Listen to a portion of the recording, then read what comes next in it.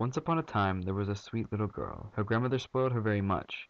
Her grandmother gave her so many gifts that she did not know what to give her next. Once she gave her a hood made of red velvet. Because this hood suited her so well, and she wanted to wear it all the time, she became known as Little Red Riding Hood.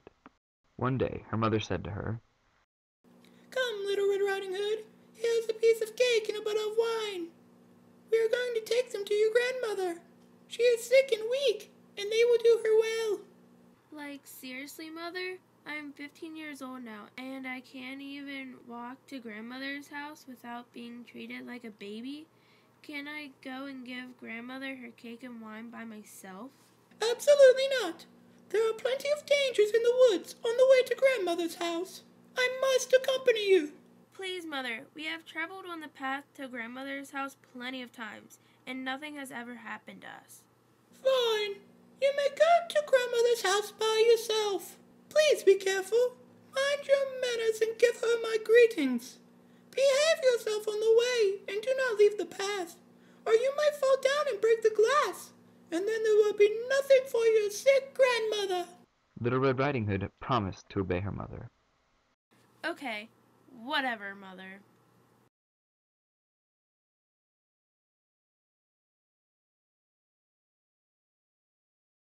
Grandmother lived out in the woods a half-hour from the village. When Little Red Riding Hood entered the woods, a wolf came up to her.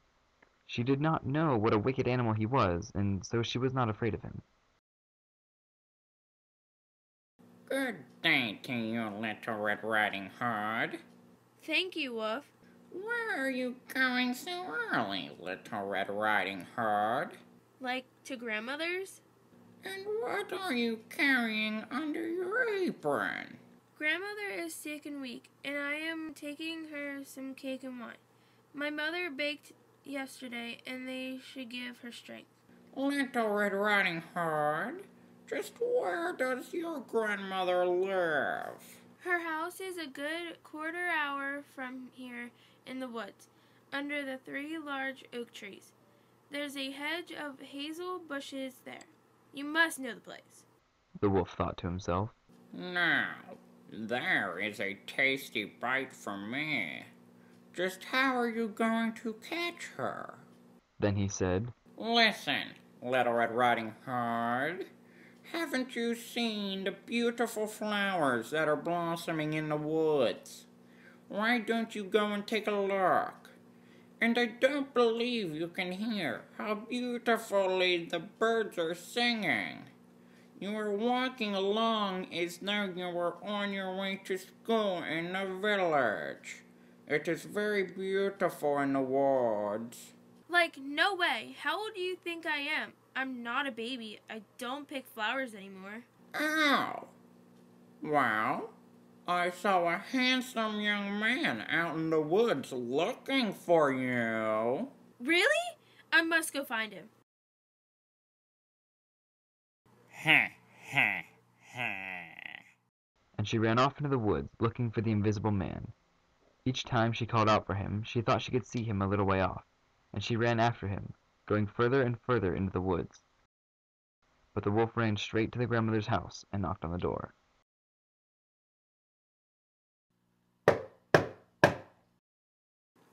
Who's there? Little Red Riding Hood. I'm bringing you some cake and wine. Open the door for me. Just press the latch. I'm too weak to get up. The wolf pressed the latch, and the door opened. He stepped inside and went straight to grandmother's bed and ate her up. My dearie sugar. Ah! Then he took her clothes and put them on. He got into her bed and pulled the curtains shut. Little Red Riding Hood had run after her invisible man, and did not stop until she made it all the way to grandmother's. When she arrived, she found to her surprise that the door was open.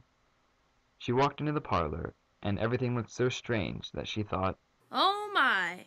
My dumb grandmother forgot to close the door again, but something does seem to be strange here. Oh well. Then she went to the bed and pulled back the curtains. Grandmother was lying there with her cap pulled down over her face, looking very strange.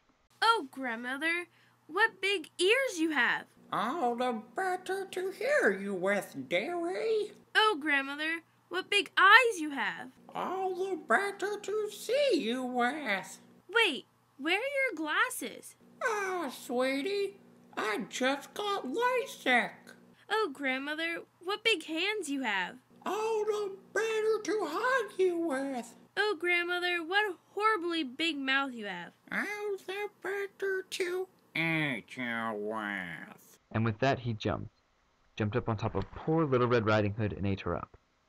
As soon as the wolf had finished this tasty bite, he climbed back into bed, fell asleep, and began to snore very loudly. The woodsman was just passing by. Huh? He thought it strange that the old woman was snoring so loudly. So he decided to take a look. He stepped inside, and in the bed there lay the wolf that he had been hunting for such a long time. Huh? He has eaten the grandmother. But perhaps she still can be saved, said the woodsman, so he took a pair of scissors and cut open his belly. He had cut only a few strokes when he saw the red cap shining through. He cut a little more, and the girl with her grandmother jumped out.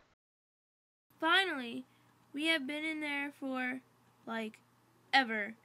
It was so dark and smelly inside the wolf's body. What? Where am I?